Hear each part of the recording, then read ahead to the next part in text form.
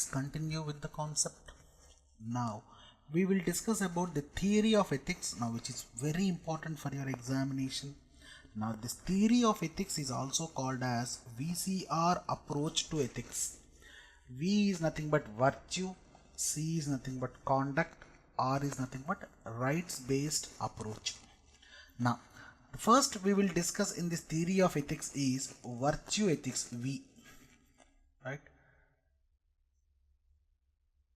Virtue ethics.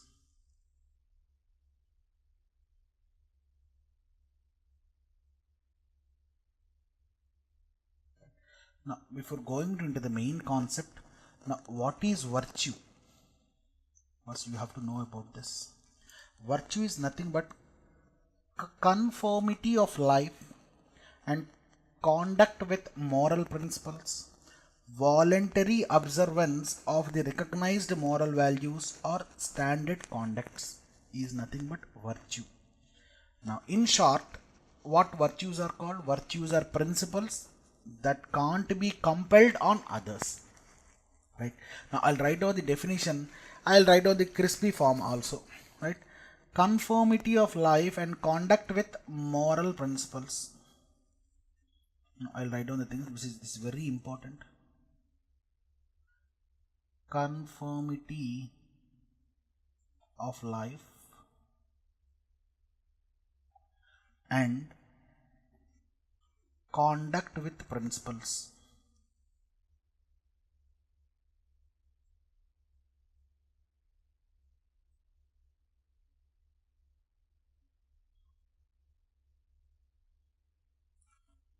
Right, now these are all virtues, right? Voluntary observance of recognized laws or standard conducts is nothing but your virtue. Now in short, what you will explain this virtue? These are principles and these principles can't be compelled on the others. They can't be compelled on others.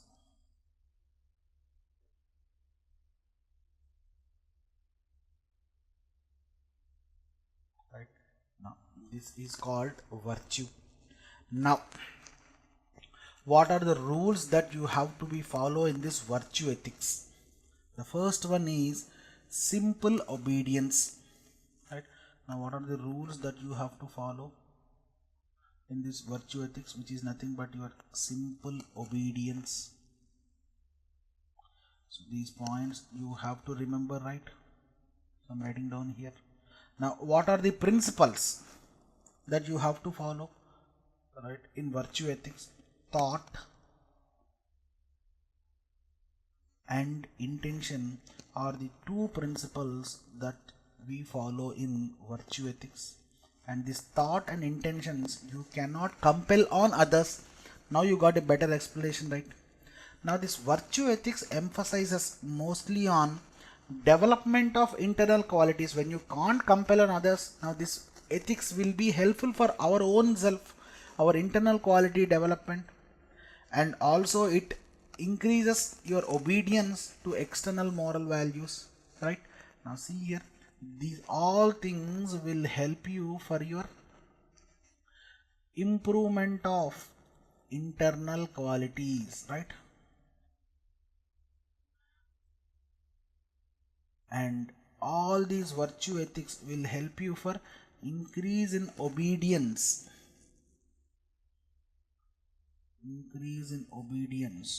towards your moral laws, right? Now this is nothing but your virtue ethics. Now see here, I will explain in one short form. Now your human beings, upon having this virtue ethics, now he will become a perfect human being. Now see here, one single line that I have explained this virtue ethics. Now what are this importance of this virtue ethics? Already you know what are the qualities that you gain upon this. Now what are the important virtues that you have to learn? in this virtue ethics. First one is prudence. Now what is prudence? Already I have discussed about this prudence. Ability to discern, right? Wisdom to decide whether it is good or bad, right? Ability to know whether it is good or bad. This is nothing but your prudence. Now next important virtue is justice, right? The quality of being right, or you call it as righteous, right? Quality of being righteous. Now next one, fortitude. Now see, all these points that you are getting first time, right? You have to focus on this fortitude. Now what is this fortitude? This fortitude is nothing but your moral strength or courage. Now fortitude is nothing but your moral strength, or you call it as courage. Now these are the things that you have to know, I mean the important factors in virtue ethics. Now the next one is temperance.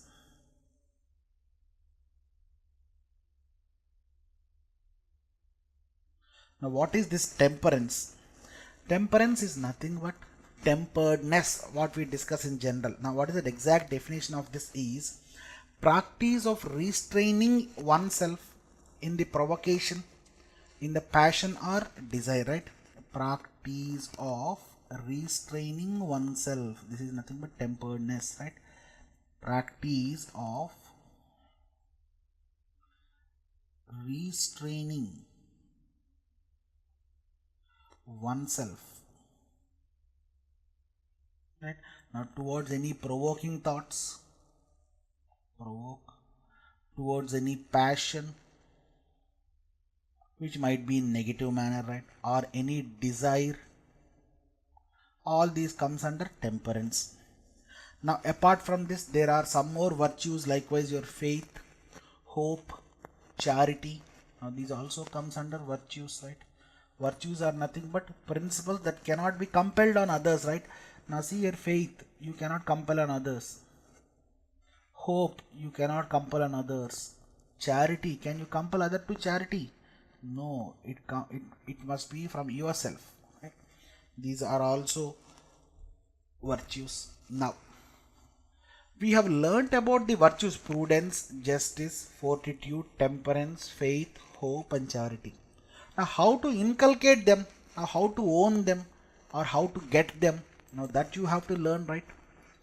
Now how to inculcate virtues. Now, this is one more concept that you have to know. How to inculcate means how to own them, how to get them. Is one more important concept that you have to learn. Now see here, these will be in you, right? Only thing you have to do is you have to think about that, you have to feel about that, and you have to realize about that, means that action, right? Now see here, all these virtues will be existing in all human beings, but you need to think, you need to feel, and you need to realize that action, right? You need to realize that virtue is there in your body, right, or in your mind. Now see here, Plato have given 4 virtues of a good person. Now what are the 4 virtues? Now this is your previous question, right? Focus on this. Wisdom. According to Plato, what are the 4 virtues of good person, right? Courage, or you call it as fortitude, temperance and justice, right? Now see here, Aristotle also gave some virtues, right? Now see here, Aristotle also explained about wisdom, courage, temperance, and justice, and he gave one more term. Along with this, the term exclusively given by Aristotle is golden mean. Right? Now, what is this golden mean? Now, focus on this is also your previous question. Golden mean is nothing but avoiding extremes. Avoiding extremes is nothing but called golden mean, which was given by Aristotle. Now, what are the ways to inculcate these virtues? Already we have given the general things and what Plato and Aristotle have said. Now, one mechanism is there to inculcate these virtues, that is called altruism. Now, see, all these points are very important, right? Focus on this. Now, what is this altruism? Can anybody? Now, maximum happiness to others while ignoring yours is nothing but altruism. Now, I'll write down the definition, right? Maximum happiness to others, right, while ignoring yours is nothing but altruism. Every theory I'm explaining in simple words, right? While ignoring yours is nothing but altruism. Now, one more mechanism for having this virtue ethics is hedonism. Now, what is hedonism? Maximum pleasure for yourself. Now, see here, completely contrasting. Maximum pleasure for yourself is nothing but hedonism. Now, observe here, Buddhism and this Buddhist philosophy have suggested one more approach for this having virtue ethics, which is nothing but Madhyama Pratipad. Right? Buddhism have given one more approach to attain this virtue ethics, which is nothing but called Madhyama Pratipad. Right? This is one more theory. How to attain your virtue ethics is given in Buddhist philosophy as Madhyama Pratipad. Right? Now, you always speak about the scholars like Plato, Aristotle, right? Now, what are the seniority order according to this, according to their ages or the philosophers, right? The first one is Socrates, and the next one is Plato, and the next one is Aristotle.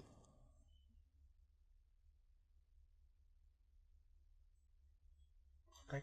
Now, these are the famous Greek philosophers. Now, this is what we have learned about the thinker's concept, right? Now, this is enough for your examination. Altruism, hedonism, and what Buddhism said. Now, this is about your virtue ethics. Now, let us move on to the next theory of ethics, which is called conduct-based ethics.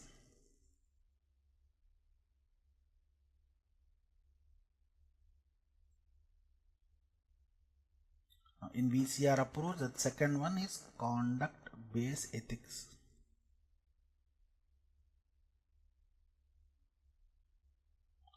Now, again, these conduct-based ethics are divided into two types. Now, one is teleological or consequentialism, or deontological or non-consequentialism, right? Or sometimes you call it as duty ethics. Right, now see here, I'll write down the things. This conduct ethics, again they are divided into two types. The first one is called teleological ethics, or you call it as consequentialism.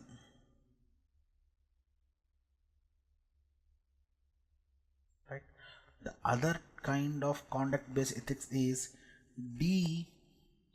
deontological ethics, or you call it as non-consequence.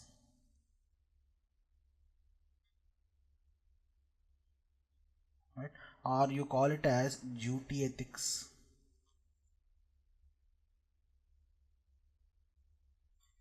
Done.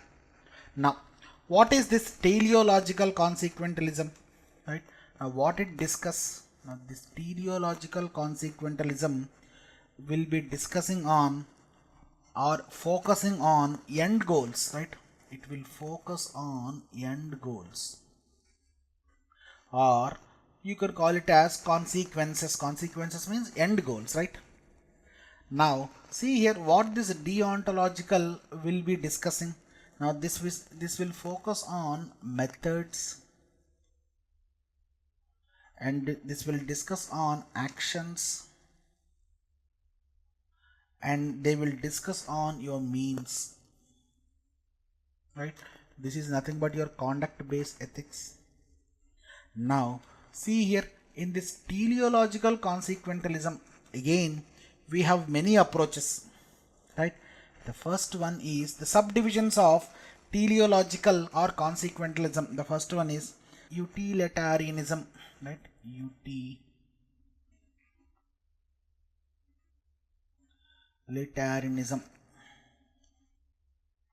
Utilitarianism, right? Right. Now, see here what this approach says. This already we have discussed utilitarian approach in the first video itself. We have discussed about this approach, right? Maximum happiness to maximum people. Maximum happiness to max people. See, all these things are interlinked. You have to focus. So if you can go through the first videos very well, first 5 videos, these are the basics, then you can gel with the topic very easily. Now the next one is hedonism. Now already I have discussed this hedonism in virtue based ethics. What is this hedonism? Maximum pleasure to yourself, right? Maximum pleasure to oneself. Then now the third one, the third subdivision of this teleological ethics is egoism, right? Egoism is nothing but max your self-interest comes under egoism. Now what is this deontological and non-consequential duty ethics? Now see here, this is nothing but the concepts given by the eminent thinkers. Likewise your Gandhian approach, right? Non-violent approach, your Kant approach. I have explained the Kant theories, right, in the first videos itself. Now the third one is law of karma, third subdivision. How do you follow this? Now the next one is varnashrama, treating the people according to their varnas, right? Now these are the things. Now the next concept what we will deal. Now see, already we have seen the different subdivisions of this conduct based ethics. Now let us see in detail regarding this utilitarian theory, hedonism and egoism, right? Already in the first video itself I have discussed this utilitarian theory.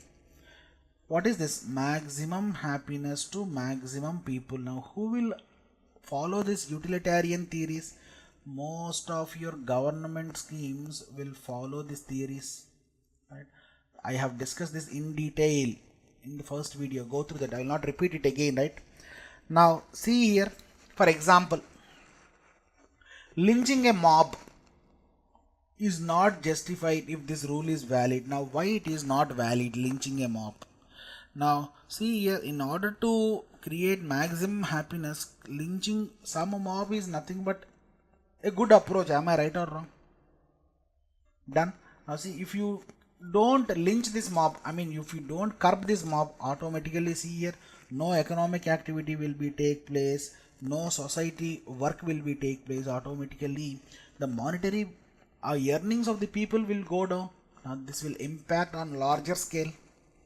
Now you can suggest this, right? Done.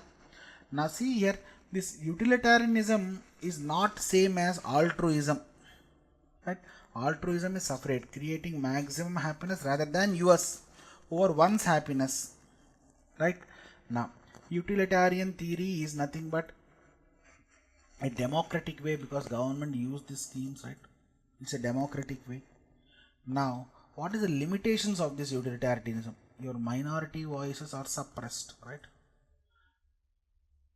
Minority is suppressed is the limitation under utilitarianism. We have discussed in detail regarding this approach, right? Fair and good approach, utilitarian approach, common good approach, right? Now hedonism, already I have discussed the definition, right? Now see here, it must be pleasure on yourself.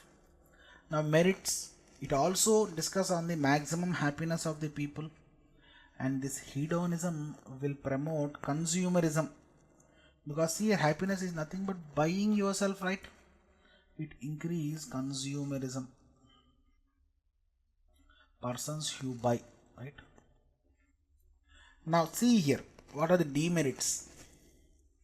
Now see here, this hedonism is nothing but a short term life goal. Likewise, if you are addicted with drugs, this will be short term happiness. On the long term, you will be affected on your health, right?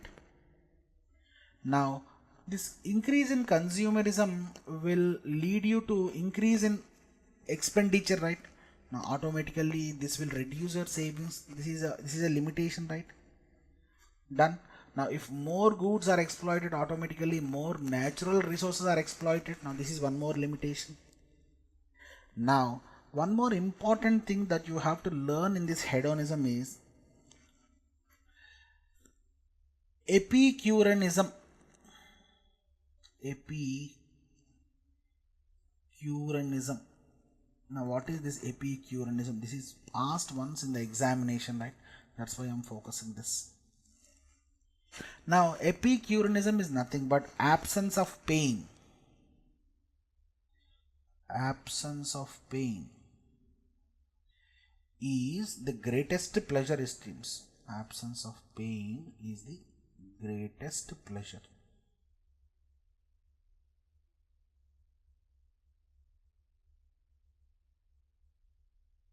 Now, how can you decide this and how can you say this absence of pain is the greatest pleasure? Right? Now, this is one more approach regarding this hedonism. Now, next, egoism. Now, this is nothing but maximizing your self-interest. Now, see here, merits, automatically your self ego, I mean your need, your pleasure, your luxury, your deluxe is completely satisfied. Now, this will increase in employment because if you want to buy a car, automatically the complementary effects is more number of cars will be manufactured and you will create employment, right? Now, what is the limitation? Now, see here, this is nothing but your red policies, right? Communist policies. More labor exploitation happens when your egoism is more. This is what we discussed, right? Done. Now,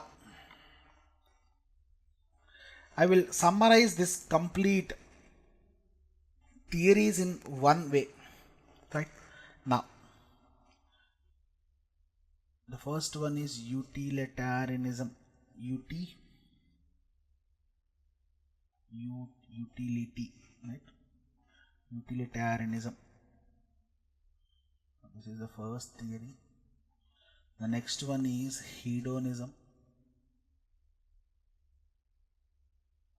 And the next one is egoism. Now you have to know the difference between them, right? We have discussed the respective things. Now, which thinkers help you to know this approach? The first one, right? The exact meaning, already you know the meaning though. So you know the merits and demerits also. I have given the same things. Now, who worked upon this utilitarianism thinkers? Now, Jeremy Bentham and Stuart Mill are the thinkers who worked on this utilitarianism. Stuart Mill. Now, on this hedonism, who worked upon? Right? Charvaka worked on this, and Epicurus worked on this hedonism. Now, once it was asked, right? So that's why I'm giving the thinkers also. Now, see here, this egoism concept was given by Greeks, Hobbes, and sophist.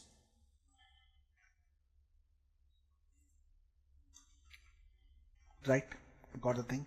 Now, let us see the last ethical theory called rights based approach.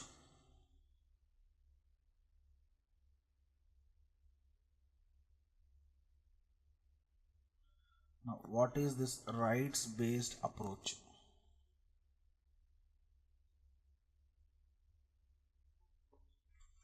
Right, already we have discussed some parts in the previous videos itself.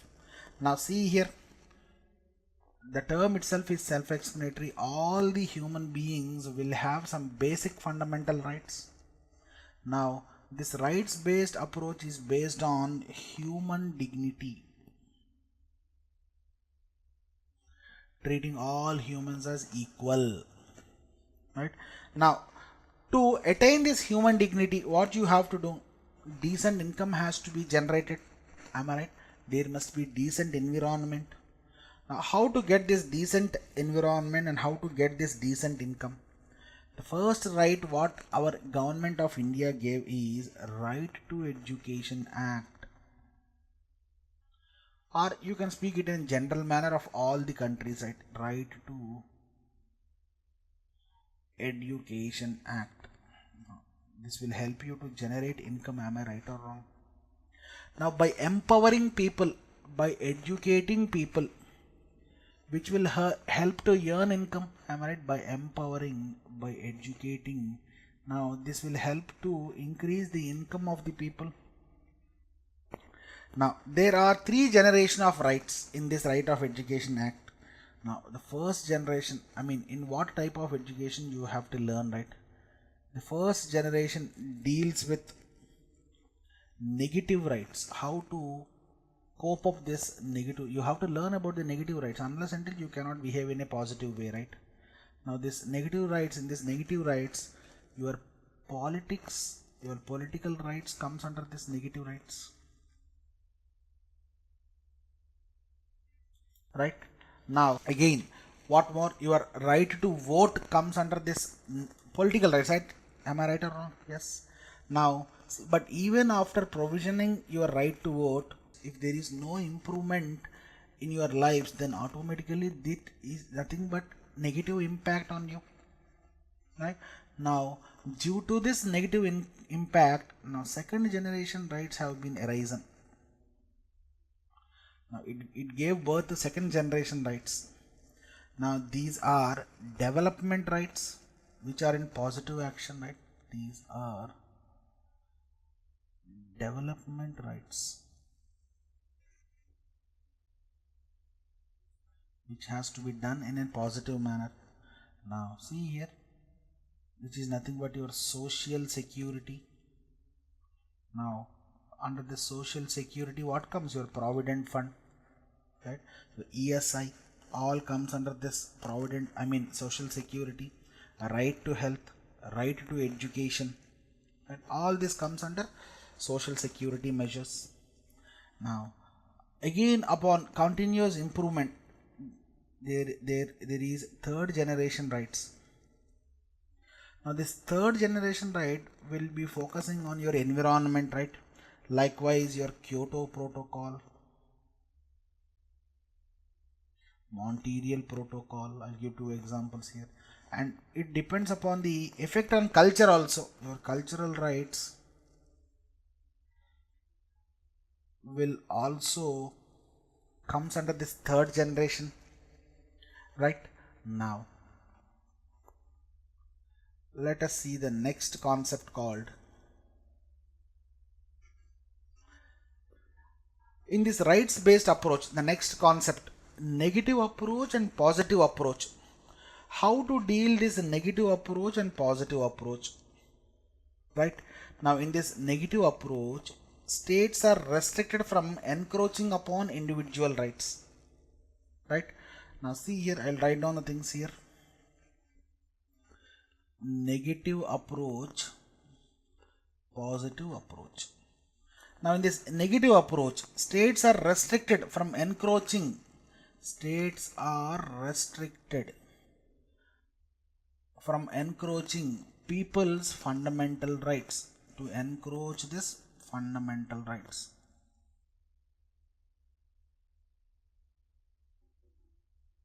Right?